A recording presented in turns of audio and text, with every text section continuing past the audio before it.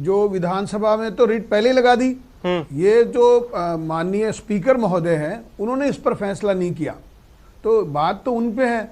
अब वो अगर इंड्यूसमेंट वहां पे हो रहा है या मान लीजिए सप्रेशन हुआ है किसी कानून का, तो ये विषय तो उनका है। तो बीजेपी तो पहले दिन से ही इस बात में है, और उसका कारण भी सीधा सीधा है कि कानून में जो कुछ भी प्रावधान दिए हैं वो एक इंडिविजुअल, किसी निर्दलीय, कोई विधायक, सब इंडिविजुअलिस्टिक एस्पेक्ट पर है, वो पार्टी के एस्पेक्ट पर नहीं है। नहीं तो ये बसपा को तकलीफ नहीं हुई, ये बीजेपी को तकलीफ क्यों हुई?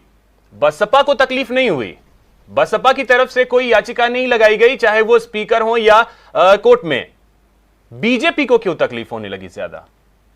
नहीं, वो तो लालच है ना उसके पीछे जो बसपा के विधायक हैं वो लालची हैं, वो जाके सत्ता लेना चाहते हैं, मंत्री बनना चाहते हैं या एनीथिंग, कोई उनको प्रलोभन है, उस प्रलोभन को प्राप्त करके और वो अशोक गहलोत जी की सरकार को संबल दे रहे हैं, जबकि उनके पास बहुमत नहीं है।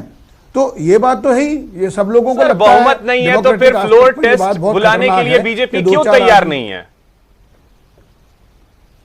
फ्लोर टेस्ट के लिए बीजेपी तैयार नहीं है, शुरू से कह रही है, लेकिन अब ये जो प्रावधान तो हो, इन्होंने शुरू से ही कहा है। मैं आपको कह रहा हूं, जो दो बातें हैं वो ये कि आप कभी भी, अभिषेक समझिए कि मिट्टी के तेल को जला के आप अगरबत्ती की सुगंध प्राप्त नहीं कर सकते।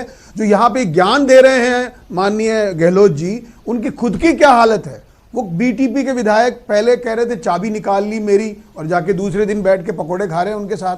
क्या हुआ ऐसा रातों रात? ये लोगों के दिमाग में आइए, एक्सपोज हुए हैं ये लोग, इनकी करप्ट प्रैक्टिस एक्सपोज हुई है। पहले तक